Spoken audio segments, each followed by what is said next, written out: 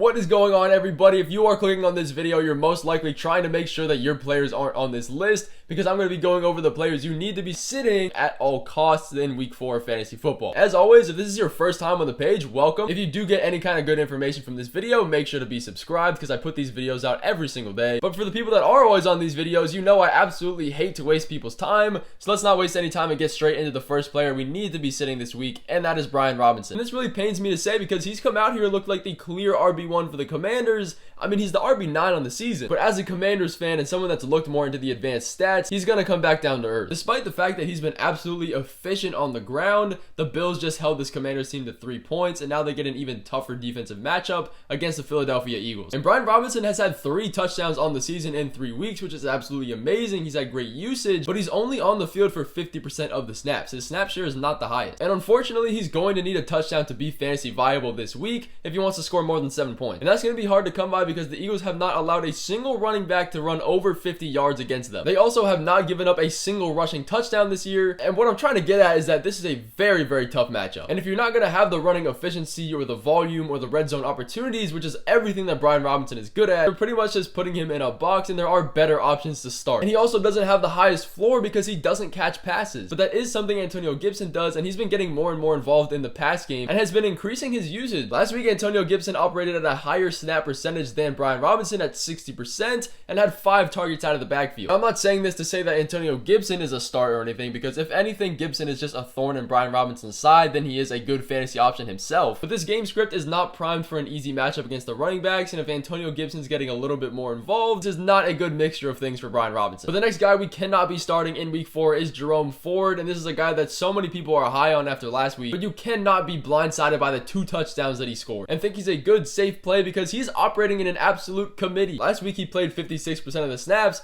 That looks pretty decent, but Kareem Hunt played 20 and Pierre Strong played 11. And I hate to say it, but that's only going to get worse. I'm just surprised that they even started Kareem Hunt last week. They just signed him to the team days before the game, and realistically the only reason he did play is because he was somewhat familiar with the offensive scheme already. But that usage split we saw last week is not going to continue. Hunt is going to fall back into the Hunt role, getting a majority of the receiving work and some of the rushing work as well. And Ford would have had single-digit fantasy points if it wasn't for those 2 touchdowns. He really wasn't efficient on the ground. He's a great running back, but you know they're going to get Hunt more involved. But that's more season long. We're not starting him this week because this committee is just going to get worse, and they have a pretty tough matchup against the Ravens defense. Again, if we're starting Jerome Ford, we're going to be banking on a touchdown. If he doesn't get one of those, we're going to be crying a little bit. Moving down to another running back we cannot be starting in week 4, and another guy that might be kind of controversial, that is Devonta Freeman. I know pretty much all of us threw all of our fab we could, used our waiver priority to get him off the waivers, but we can't be starting him just yet, and let me explain why. First off, and probably the most obvious, is we have to see him repeat the kind of usage he saw in week 3. Now, obviously, he's not going to go for 50 fantasy points and 4 touchdowns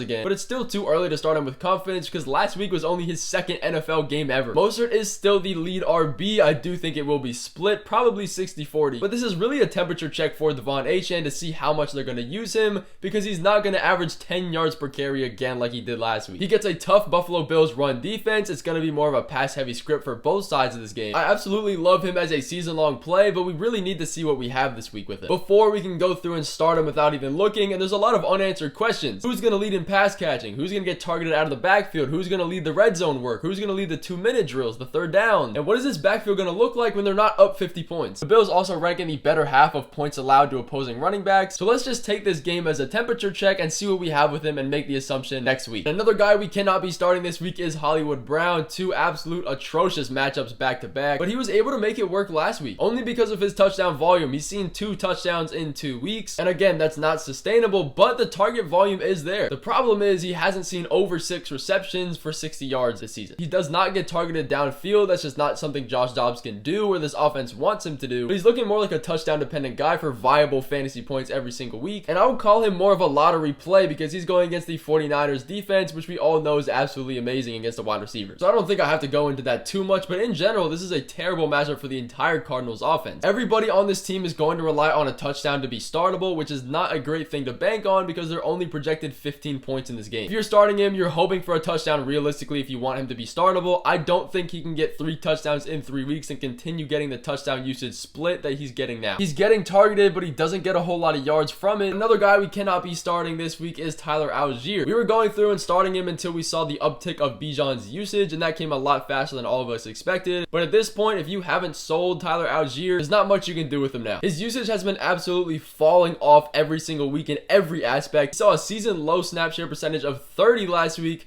and Bijan, on the other hand, has been increasing his snap share every single week, seeing a season high of an 81% snap share. It's pretty clear that it's absolutely Bijan's season now. He's leading the team in receptions. He's leading the team in all rushing attempts as well. And Tyler Algier is pretty much phased out of this offense now. Again, if you're starting him, you're hoping for another touchdown, but Bijan owns the red zone usage as well, so you're kind of out of luck there. But this was a guy we were supposed to be selling weeks ago, and if you still have him left on your team, I apologize. And the next guy we need to be sitting on our bench this week for fantasy football, and it might kind of be a group of guys here, is the entire Patriots wide receiver core. And that's pretty much for the simple fact that this Cowboys defense is completely out for blood right now. They just lost to the Cardinals out of all teams. They are not going to take it lightly against this New England receiving core. We've seen throughout the weeks and through the years for that point that these New England wide receivers have never had a consistent target volume. Kendrick Bourne saw 11 targets in week 1 and an 81% snap share, and now in week 3 he's down to 50% snap share and only 5 targets. And it doesn't help that Juju really is not making an impact for the wide receivers either, and it is just a complete mess for this receiving core that has to really be figured out against the Cowboys defense, and that's not going to happen. It's not a good matchup in the slightest. The Cowboys allow one of the least fantasy points to opposing wide receivers. We already can't trust this Patriots offense as is against normal defenses, and I never really bought the hype on Kendrick Bourne in the first place. Avoid all of these wide receivers. Again, you're going to be hoping for a touchdown. I'm not taking that bet. I'm also not going to be starting the entire Ravens backfield, which kind of looks like it might just be Gus Edwards at the moment. Edwards has been cleared to play this week, but Justice Hill is still practicing in limited form. It looks like he might be good to go. But if he is playing, this is even more of a reason to just completely say no to this backfield. I swear I've had them in so many of these do not start videos. They're running in a 3-man committee. Justice Hill, Gus Edwards, and Lamar Jackson are all taking rushing attempts. Not to mention, this is not the defense we need to be starting these running backs against. They're playing the Browns defense, which has been operating as an absolute unit recently. They're first in pressure rate, first in yards per pass attempt, first in drives that ended scores. This defense is legit. Browns also allow the absolute least points to opposing fantasy running backs against a backfield that's already super touchdown dependent. And if you've got Lamar stealing rushes and touchdowns, it's going to be a scary day for these backs. Even if Justice Hill were to miss this game and it would just be Gus Edwards, it's still not going to be a startable play because they got Melvin Gordon now, which is a guy that came into this offense in his very first week being signed, sees a 40% snap share and 10 carries on the ground. Just stay away from all of these guys. Trade them if you can. I want nothing to do with them. But I do want to give you guys defenses that you need to be sitting this week as well. So don't be starting the Broncos defense, and this is not just because they let the Dolphins hang 70 on them last week, because they get a decent matchup against the Bears. But the thing is here, a team gets a great matchup against the defense and people just automatically think they're a top defense, which is not true. They will be better because of this positive matchup, but I still have them ranked around 19th or 20th